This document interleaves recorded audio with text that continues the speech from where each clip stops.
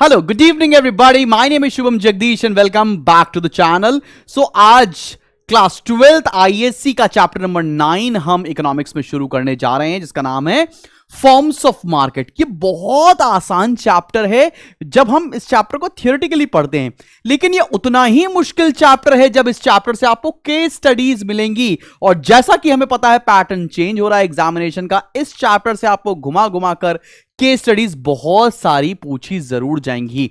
तो चलो before I begin मैं आपको बताना चाहता हूं, अगर आपको हमारे साथ लाइव प्रिपरेशन करना है for both entrance examinations and for your board examination, Fateh is the course for you. आप जाकर इसमें फटाफट से एनरोल कर सकते हैं। इसके अंदर आपको 8 बुक सेट्स घर पे डिलीवर किए जाएंगे, फॉलोड बाय स्पार्टन से कोर्सेज। इसके अंदर मैं आपको तीनों सब्जेक्ट्स लाइव पढ़ाता हूं। इसके अंदर भी जाकर आप एनरोल कर सकते हैं और इसके अंदर भी आपको 3 बुक सेट्स घर पे डिलीवर किए जाएंगे। और अगर आपको चाहिए कि आपको ये सारे hand written notes free of cost provide किए जाएं, तो हमारी एप्लीकेशन के फ्री स्टडी मटेरियल सेक्शन में मैंने ये पूरे नोट्स अपलोड कर दिए हैं, जाकर आराम से डाउनलोड कर लो। ऐसी क्या बात है। ठीक है बॉस, शुरू किया जाए और जल्दी से देखते हैं ये फॉर्म्स ऑफ मार्केट क्या है। भाई सबसे पहला टॉपिक जो शुरू करने जा रहे हैं वो है कंसेप्ट ऑफ मार्केट। मार्केट को हम लोग जानते थे बायर्स और सेलर्स जहां पर मिलते हैं और जहां पर सामान खरीदा जाता है, दुकानदारी सिस्टम। लेकिन अभी ट्रेडिशनल अप्रोच को छोड़ते हुए जब मॉडर्न अप्रोच आया है, उसका मतलब क्या है? इट्स अ मैकेनिज्म और arrangement by which buyers and sellers of a commodity are able to contact each other for having economic exchange and are able to strike a deal about the price and quantity to be bought and sold. पहले हम लोग physically सामान खरीदते थे तो वो market था। आज की डेट में हम लोग फिजिकली भी सामान खरीद सकते हैं और वर्चुअली भी खरीद सकते हैं, तो वो भी मार्केट का एक फॉर्म है। चलो बच्चा पार्टी अगले टॉपिक पर बढ़ते हैं। अगला टॉपिक है मार्केट स्ट्रक्चर क्या होता है। It refers to the type of market in which producers और फर्म्स ऑपरेट। ये कौन सा टाइप ऑफ मार्केट है जिसमें प्रोड्यूसर और जो फर्म्स हैं वो ऑपरेट करती हैं, उसको मार्केट स्ट्रक्चर बोलते हैं। और कई तरह के मार्केट स्ट्रक्चर हैं। क्लासिफिकेशन ऑफ मार्केट क्या है आओ जरा जानते हैं। सबसे पहली बात यह है कि परफेक्ट कंपटीशन क्या होता है, उसके बारे में हम लोग भी डिटेल में पढ़ेंगे। Then we need to study about monopoly, then monopolistic, oligopoly and monopsony. मैं आपको डिटेल में बताना एक बात चाहता हूं कि मोनोप्सनी में सिर्फ डेफिनेशन सिलेबस में है, बाकी चारों फॉर्म्स ऑफ मार्केट में इसकी मीनिंग और सारे कैरेक्टरिस्टिक्स भी सिलेबस में है 2024-25 के। ठीक है ना भाई। चलो भैया चलो एक एक करके सारी मार्केट को समझते हैं आराम से। जितने मैंने नोट्स लिखवाए हैं आपको एग्जाम में लिख कर आओगे, कहीं से कोई गड़बड़ी नहीं होगी, एक भी नंबर आपके काटे नहीं जाएंगे। तो इसलिए नोट्स जरूर डाउनलोड कर लेना, फ्रीली अवेलेबल है सबके पास। ठीक है ना भाई। चलो भाई आओ शुरू करते हैं परफेक्ट कंपटीशन। अब परफेक्ट कंपटीशन के लिए बहुत सारी बातें कही गई हैं मार्केट में। यह कहा गया है कि इस तरह की मार्केट तो एग्जिस्ट करती नहीं है, यह सच बात है। लेकिन परफेक्ट कंपटीशन के बहुत क्लोज एक मार्केट है जिसका नाम है एग्रीकल्चर सेक्टर। अब परफेक्ट कंपटीशन होता क्या है आओ जरा देखा जाए।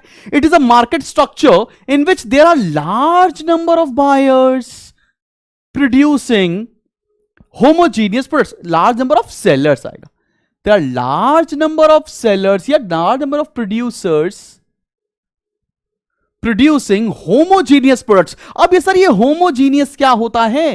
होमोजीनियस मतलब एक जैसे प्रोडक्ट, मतलब समझ रहे हो कि जैसे एक ये स्टील की बोतल है, दूसरा वाला बंदा भी स्टील की ऐसी ही बोतल बेचे, इसको मतलब होमोजीनियस प्रोडक्ट बोलते हैं। So that no individual firm can influence the price of a commodity।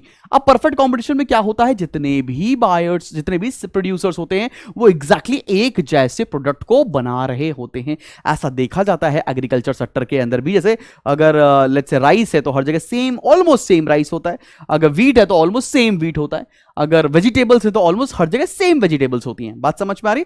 Perfect competition reality में एग्जिस्ट नहीं करती, लेकिन सबसे क्लोज एग्जांपल देखा जाएगा तो वो एग्रीकल्चर सेक्टर ही निकल कर आता है। अब इसके फीचर्स देखते हैं, मतलब कैरेक्टरिस्टिक्स देखते हैं। एक एक कैरेक्टरिस्टिक्स बहुत इंपॉर्टेंट है, बिकॉज इनकी कैरेक्टरिस्टिक्स के ही ऊपर आपसे एमसीक्यू बनेंगे, आपसे केस स्टडी वाले ट्रिकी क्वेश्चंस बनेंगे। आओ पहले तो हम लोग कॉन्सेप्ट खत्म करते हैं। पहला है large number of buyers and sellers. Large number of buyers and sellers का मतलब क्या होता है? इस तरह की फॉर्म्स ऑफ मार्केट के बहुत सारे बायर्स हैं और उनको सामान बेचने के लिए बहुत सारे सेलर्स भी हैं। तो there are large number of buyers and sellers of the commodity. A competitive firm has no market power to influence the price. जितना भी परफेक्ट कंपटीशन में फर्म्स ऑपरेट करती हैं उनके पास मार्केट पावर नहीं होता है, इसलिए वो मार्केट की प्राइसेस को इन्फ्लुएंस नहीं कर सकते। इसीलिए इन सारी फर्म्स को प्राइस टेकर कहा जाता है।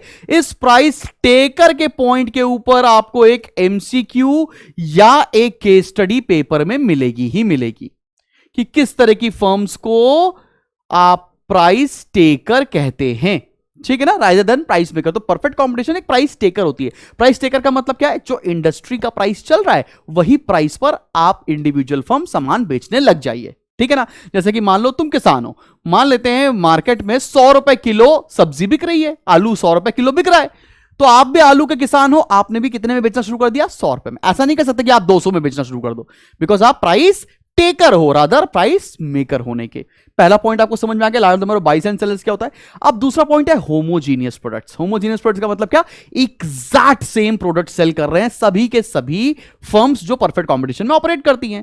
कहने का मतलब क्या है? All the firms under perfect competition produce homogeneous और आइडेंटिकल कमोडिटी। आइडेंटिकल मतलब ऑलमोस्ट सेम कमोडिटी। ऐसा नहीं होगा कि तुम किसान हो, तुम्हारी भिंडी अलग दिखती है, मैं किसान हूं, हमारी भिंडी अलग दिखती है। भैया ऑलमोस्ट वेजिटेबल सेम क्वालिटी की ही आती है, इसलिए होमोजीनियस प्रोडक्ट है। Third, freedom of entry and exit. मतलब कोई भी फर्म जब चाहे बिजनेस स्टार्ट कर सकती है और कोई भी फर्म जब चाहे, उसको लगता है कि बिजनेस सही नहीं चल रहा है, लॉस हो रहा है, छोड़ के चले जाओ, कोई दिक्कत नहीं है।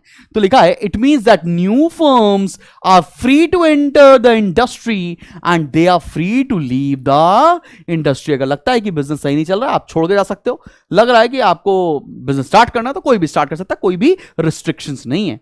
आते हैं परफेक्ट मोबिलिटी ऑफ रिसोर्सेज। इस मोबिलिटी के पॉइंट पर आपसे जरूर इस साल एमसीक्यू या केस स्टडी का क्वेश्चन बनेगा ही बनेगा। अब मोबिलिटी का मतलब क्या होता है? बहुत ध्यान से देखना बच्चा पार्टी। इट मींस रिसोर्सेज और factors of production can enter into और quit from the industry at will.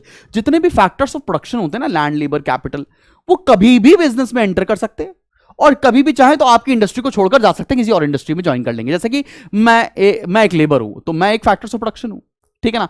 मुझे सही लगेगा मैं टाटा में काम कर लूंगा, मुझे सही लगेगा मैं रिलायंस में काम कर लूंगा, मुझे सही लगेगा मैं अडानीज में काम कर लूंगा। तो मैं क्या हूं? मैं परफेक्ट मोबाइल हूं। तो this is perfect mobility of resources का मतलब, ठीक है ना। और परफेक्ट मोबिलिटी ऑफ रिसोर्सेज सिर्फ और सिर्फ परफेक्ट कॉम्पिटिशन में ही होती है और किसी भी फॉर्म्स ऑफ मार्केट में एग्जिस्ट करती ही नहीं है। तो ये इसका एक यूनिक पॉइंट है। आगे बढ़ते हैं। Perfect knowledge. परफेक्ट नॉलेज का मतलब क्या होता है? यहां पर कंज्यूमर्स को और प्रोड्यूसर्स को मार्केट के बारे में पूरी नॉलेज होती है, एब्सोल्यूट नॉलेज। मतलब consumers, firms and resource owners have perfect knowledge about the market conditions. Market condition मतलब क्या? कि प्रोडक्ट के प्राइसेस कितने होने वाले हैं, किस प्राइस पर कौन कितना सामान बेचेगा, पूरी नॉलेज होती है। इसीलिए रियलिटी में एग्जिस्ट ही नहीं करती। आगे बढ़ते हैं। Absence of transportation cost. मतलब जहां पर प्रोड्यूसर है वहीं पर कंज्यूमर भी है। वाह भाई वाह। तो मतलब यहां पर कोई ट्रांसपोर्टेशन कॉस्ट लगता ही नहीं है। The buyers and sellers incur no transportation cost in purchasing और सेलिंग गुड्स। ये इसका भी एक और यूनिक पॉइंट है। अब जरा हम बात करते हैं कि ये प्योर कंपटीशन और परफेक्ट कंपटीशन में क्या डिफरेंस है। एकमात्र डिफरेंस बताने जा रहा हूं बेटा। जो प्योर कंपटीशन होता है ना, जैसे आपने 6 कैरेक्टरिस्टिक्स पढ़ी, तो शुरू की जो 3 कैरेक्टरिस्टिक्स हैं अगर वो किसी फॉर्म्स ऑफ मार्केट में आएंगी तो उसको बोलेंगे प्योर कंपटीशन। मतलब large number of buyers and sellers, homogeneous product और फ्री एंट्री एंड एग्जिट। लेकिन जो परफेक्ट कंपटीशन का केस है ना, वो बड़ा कॉन्सेप्ट है। उसके अंदर सारी 6 की 6 फीचर होना मैंडेटरी है। प्योर में 3 होंगी चल जाएगा, लेकिन परफेक्ट कंपटीशन के अंदर सारे के सारे फीचर्स होना कंपलसरी है। पूरे 6 होने चाहिए, तभी वो परफेक्ट कंपटीशन कहलाएगा। परफेक्ट कंपटीशन एक बिगर एस्पेक्ट है और प्योर कंपटीशन उसका एक सबसेट है। इतनी सी बात तुम्हें समझ में आनी चाहिए।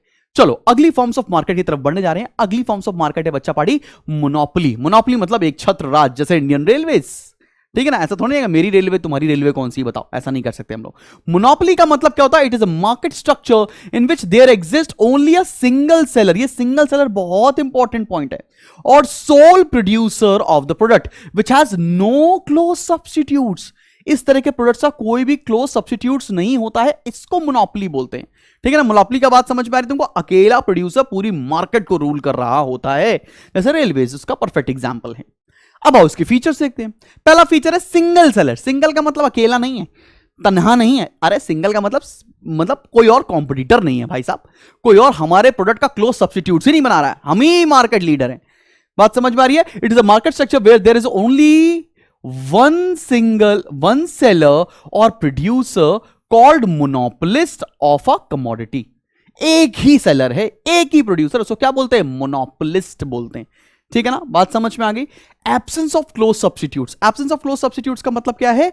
जो एक मोनोपोली फर्म प्रोडक्ट बनाती है उस जैसा कोई दूसरी फर्म प्रोडक्ट बनाती ही नहीं है, इसलिए इसको क्लोज सब्स्टिट्यूट कहते हैं। Monopolist produces such commodities which has no close substitutes. Monopoly is a market devoid of competition. ये डिवॉइड ऑफ कंपटीशन का मतलब क्या होता है तुमको समझ में आया? मोनोपोली फर्म में किसी भी तरह का कोई भी कंपटीशन एग्जिस्ट ही नहीं करता है। ये बात भी समझ में आ गई। थर्ड पॉइंट आते हैं। थर्ड पॉइंट क्या है? Close entry. मतलब ऐसा नहीं है कि तुम जब चाहो तो बिजनेस स्टार्ट कर लो, तुम जब चाहो तो बिजनेस बंद करके जा सकते हो। ऐसा नहीं है कि मेरे पास पैसा है, मैंने सोचा अरे यार क्या कर रहे हैं, बहुत पैसा पड़ा हुआ है, चलो चलो रेलवेज खोल देते हैं। ऐसा नहीं कर सकते। तो there is a close entry. Everybody can not enter into this particular business. There are some barriers और restrictions on the entry of new firms into the monopoly industry. जैसे ही कौन से बैरियर्स हो सकते हैं? Natural barriers, legal barriers, man made barriers. ये होता है जिससे हम कोई भी एंट्री इस फर्म में नहीं कर सकता, इस तरह की फर्म्स ऑफ मार्केट में नहीं एंट्री कर सकता है। ठीक है ना, बात समझ में आ रही है? चलो भाई आगे बढ़ते हैं। प्राइस मेकर, क्योंकि ये अकेला आदमी है, अकेला सेलर है, ये अपना प्राइस खुद डिसाइड करता है कि मैं अपने कस्टमर से कौन सा प्राइस चार्ज करूंगा। तो मतलब क्या है? A monopoly firm is a price maker. इसको प्राइस मेकर या प्राइस सेटर भी कहते हैं। A firm with market power is called price maker. जिसके पास पूरी मार्केट की पावर है उसको प्राइस मेकर कहा जाएगा। इसका एक और पॉइंट है पॉसिबिलिटी ऑफ प्राइस डिस्क्रिमिनेशन। ये बड़ा इंपॉर्टेंट पॉइंट है, इसके ऊपर तो 100% एमसीक्यू आपके पेपर में आने ही वाला है। प्राइस डिस्क्रिमिनेशन का मतलब क्या है? अलग अलग व्यक्तियों से अलग अलग पैसे चार्ज करना, यह प्राइस डिस्क्रिमिनेशन। जैसे मुझे मान लो लखनऊ से कोलकाता जाना है, अब जितने बच्चे कोलकाता के कमेंट सेक्शन में लिख कर बताना, मुझे पता चल जाए कितनी कोलकाता की भीड़ पड़ रही है अपने से। अगर मुझे लखनऊ से कोलकाता जाना है, लेट्स से 2000 रुपए एसी का फेयर है, एसी टू टियर एसी का, 3 टियर का 1500, स्लीपर का 1000, जनरल का 500।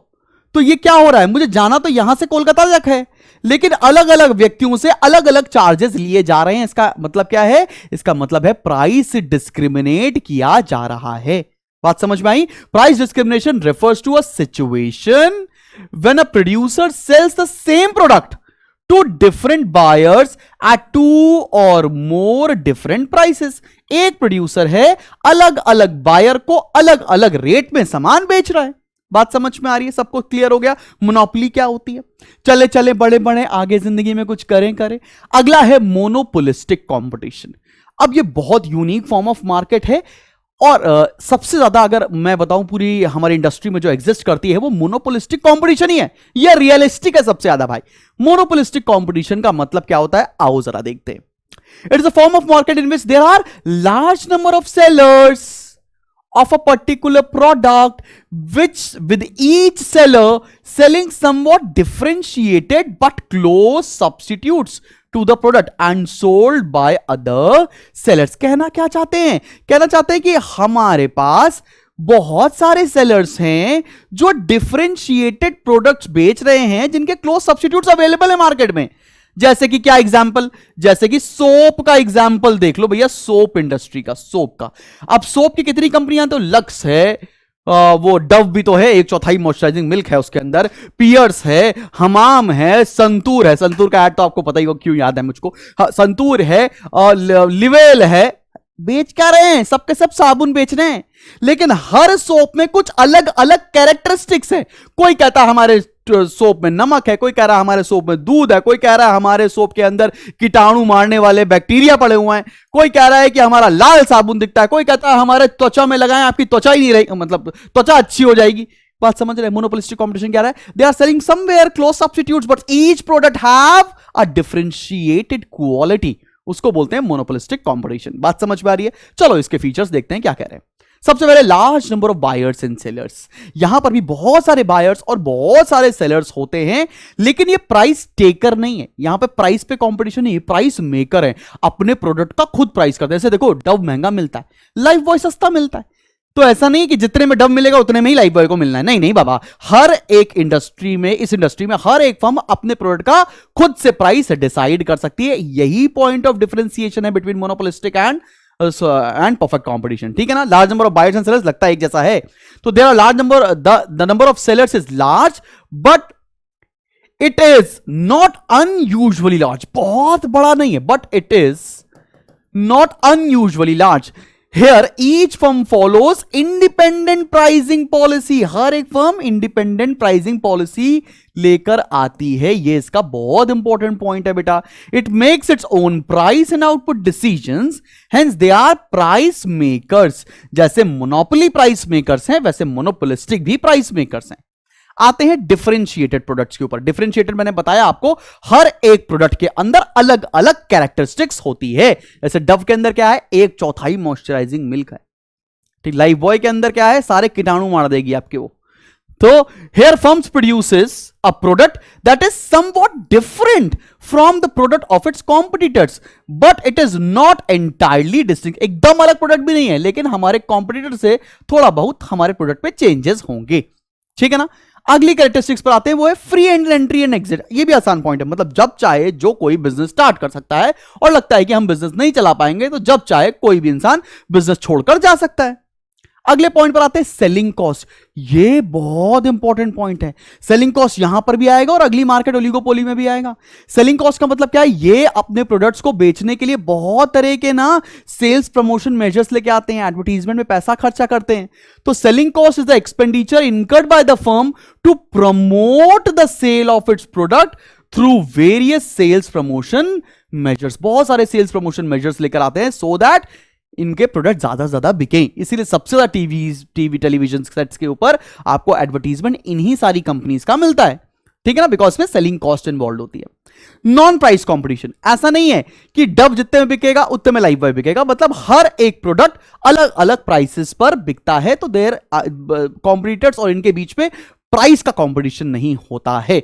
तो firms under monopolistic competition compete with each other not merely by price cutting but also on the basis of non-price competition। non-price competition क्या होता है, जैसे प्रोड्यूसिंग डिफरेंशिएटेड प्रोडक्ट्स, अलग अलग प्रोडक्ट बना रहे हैं, कोई भी कंपटीशन एग्जिस्ट ही नहीं करता। ऐसे ही मतलब कोई भी प्रॉब्लम एग्जिस्ट ही नहीं करती है। यहां तक बात समझ में आ गई। चले बढ़े आगे, चलो बढ़ते हैं।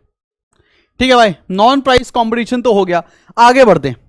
अगला पॉइंट क्या है, independent pricing policy. Independent pricing policy का मतलब क्या है, हर एक फर्म अपने प्रोडक्ट का अपने हिसाब से प्राइस तय करेगी।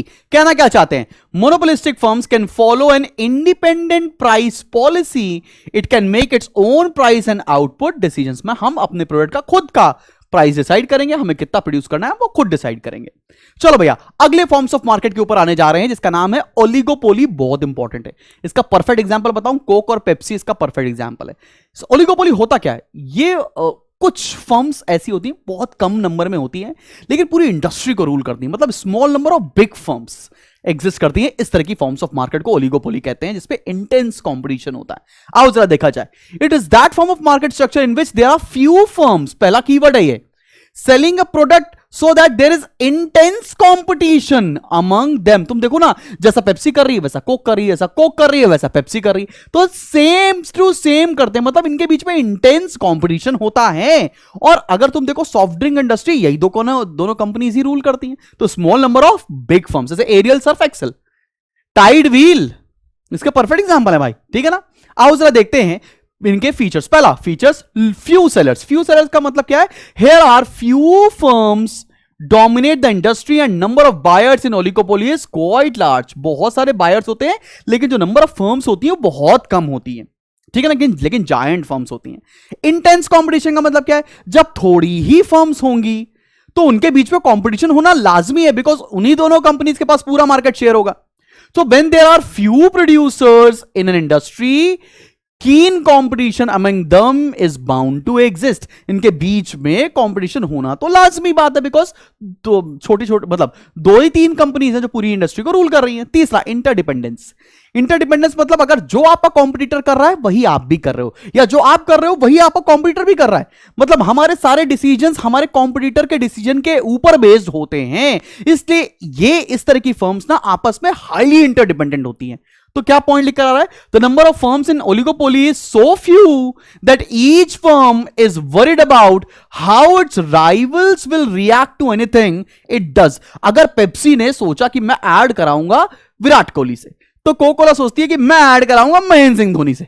मतलब दोनों ऑलमोस्ट सेम सेम जैसी चीजें करती हैं। हाँ, सेम सेम बट डिफरेंट, वही वाली बात है। हाँ भाई, ठीक है ना, बात समझ में आ रही है। आते हैं nature of product. Oligopoly homogeneous product भी बनाती है और हेट्रोजीनियस भी बनाती है, मतलब डिफरेंशिएटेड प्रोडक्ट्स भी बनाती है। एक जैसे भी होंगे और अलग अलग भी होंगे। इसी को पॉइंट को बोलते हैं सेम सेम भी होता है और डिफरेंट डिफरेंट भी होता है। बात समझ में आ रही है भाई? तो होमोजीनियस प्रोडक्ट्स भी बेचती है ओलिगोपोली और डिफरेंशिएटेड प्रोडक्ट्स भी बेचती है ओलिगोपोली। बात समझ में आ रही है? सर बड़ा अजीब सा नाम है ओलिगोपोली, सर गंदा लगता है बोलने में, कोई बात नहीं बेटा। इंपॉर्टेंस ऑफ सेलिंग कॉस्ट, ये लोग एक दूसरे के ऊपर मर मिट जाएंगे भाई, इतना ज्यादा कंपटीशन होता है इस तरह की फर्म्स के बीच में भाई। ये लोग बहुत ज्यादा पैसा खर्च करते हैं on the advertisement part. So लिखा there is great importance of selling cost and advertisement cost under oligopoly. In view of intense competition and interdependence, firms compete each other with various sales promotion measures। बहुत सारे sales promotion measures आते हैं और उसके ऊपर ही dependent रहती हैं। Barrier to entry, यहां पर कोई भी एरी गैरी फर्म्स उठाकर इंडस्ट्री में एंटर नहीं कर सकती है। क्यों? क्योंकि ऑलरेडी बिग शार्क्स इस तरह की मार्केट को रूल कर रहे होते हैं। वो किसी भी छोटे प्लेयर्स को कभी तुरंत का तुरंत खा जाते हैं, एंटर नहीं करने देते। बैरियर टू एंट्री मतलब क्या है? Some major barriers to entry are, जैसे इकोनॉमीज ऑफ स्केल, जो एग्जिस्टिंग फर्म्स है ना बहुत बड़े लेवल पर काम कर रही हैं, कॉस्ट एडवांटेज है उनके पास, प्राइस कटिंग उनके पास है, कंट्रोल ओवर इंपॉर्टेंट इनपुट्स उनके पास है, पेटेंट्स कॉपीराइट्स उनके पास हैं। So these factors prevent the entry of new firm. इसीलिए नई नई कंपनीज आप देखो कि इस तरह की मार्केट में एंटर नहीं कर पाती हैं। अगला और बहुत इंपॉर्टेंट पॉइंट जिसके ऊपर जरूर से जरूर एमसीक्यू या केस स्टडी बनेगी, उसका नाम है indeterminate demand curve of an oligopolies. Indeterminate demand curve का मतलब क्या है? ओलिगोपोली का ना हम जो डिमांड कर्व है उसको डिटरमाइन नहीं कर सकते। इनका जो डिमांड कर्व होता है वो किंग डिमांड कर्व होता है। अब डिमांड कर्व क्यों नहीं डिटरमाइन कर सकते हैं? आओ जरा देखो। An important feature of oligopoly is that the demand curve faced by an oligopolist is indeterminate because it does not know how rival firms will react to its move to the lower price। मतलब आपको पता ही नहीं है कि अगर आपने अपने products का प्राइस चेंज किया तो आपकी जो कॉम्पिटिटर फर्म है वो अपने प्राइसेस पर कौन सा डिसीजन लेगी, आपको नहीं पता। तो क्योंकि ये हाईली इंटरडिपेंडेंट होता है, जैसा कॉम्पिटिटर करेगा वैसा मैं करूंगा, इसलिए इनका इंडिविजुअल डिमांड कर्व निकालना बहुत ही मुश्किल होता है। ठीक है, समझ में आ गया ओलिगोपोली भी क्या होता है। अब हम लोग बढ़ते हैं अपने लास्ट टॉपिक की तरफ। लास्ट टॉपिक है बच्चा कि मोनोप्सोनी क्या है। ये एक यूनिक फॉर्म ऑफ मार्केट होती है। इसका सिर्फ मीनिंग सिलेबस में, फीचर सिलेबस में नहीं है, लेकिन फीचर्स एक बार आप देख जरूर लेना, बिकॉज अगर फीचर्स को कंबाइन कर दो तो डेफिनेशन बन जाती है। पर देखो आओ क्या कहती है monopsony market. A situation when there is a single buyer, ये यूनिक है, ये एक लौती मार्केट है जिसमें सिंगल बायर होता है एंड प्रोड्यूसर्स बहुत सारे होते हैं of the product who is not in competition with other buyers for the product which it purchases and in which entry into the market by other buyers is impossible. जैसे बहुत सारी company सिर्फ और सिर्फ मारुति के लिए सामान बनाती हैं, तो क्या हो गया? बायर सेम हो गया और सेलर्स बहुत सारे हो गए। इसके फीचर सिलेबस में नहीं, लेकिन फिर भी देख लो यहां पे फीचर क्या होता है? Single buyer. दूसरा क्या है? लार्ज नंबर ऑफ सेलर्स, बहुत सारे सेलर्स होते हैं जो इस तरह के प्रोडक्ट्स बना रहे हैं। तीसरा स्पेशलाइज्ड प्रोडक्ट और इनपुट। ठीक है ना, स्पेशलाइज्ड प्रोडक्ट मतलब हर कंपनी जो मारुति को सप्लाई कर रही है कोई एक स्पेशलाइज्ड प्रोडक्ट ही सप्लाई कर रही है। जैसे कोई वाइपर सप्लाई कर रहा है, कोई लेट्स से इंजन सप्लाई कर रहा है, हो सकता है कोई आपका क्लच प्लेट सप्लाई कर रहा है, टायर सप्लाई कर रहा है। तो number of sellers selling to a particular person. Lack of mobility मतलब रिसोर्सेज बहुत ज्यादा मोबाइल नहीं है, एक जगह से दूसरी जगह तक ट्रैवल नहीं कर सकते हैं, ये प्राइस मेकर होते हैं। और लास्ट है प्राइस मेकर वाला पॉइंट, और फिर लास्ट से हमारा topic demand curves of the firm under market and different market forms. तो ये वाला टॉपिक हमने ऑलरेडी पढ़ा हुआ है। किस जगह पर? ये इस चैप्टर में हमारे सिलेबस में नहीं है। हमने ये टॉपिक पढ़ा था कॉस्ट के चैप्टर में, रेवेन्यू में, कि ARMR कर्व कैसा बनता है परफेक्ट कंपटीशन के केस में, ARMR कर्व कैसे बनता है इम्परफेक्ट कंपटीशन के केस में। बस इतना ही आपके सिलेबस में है, और फिर जो इसके बाद सिलेबस में है वो सब कुछ चैप्टर नंबर 11 के अंदर है। जब वहां पर आएंगे तो हम लोग और डिटेल में परफेक्ट कंपटीशन के सारे कर्व्स पढ़ रहे होंगे। तो यहां पर होता है आपका सिलेबस खत्म। और किस चीज का सिलेबस खत्म? Chapter number 9 forms of market. मिलते हैं बहुत जल्दी नेक्स्ट वीडियो के साथ। Till then keep smiling and keep learning. Bye bye.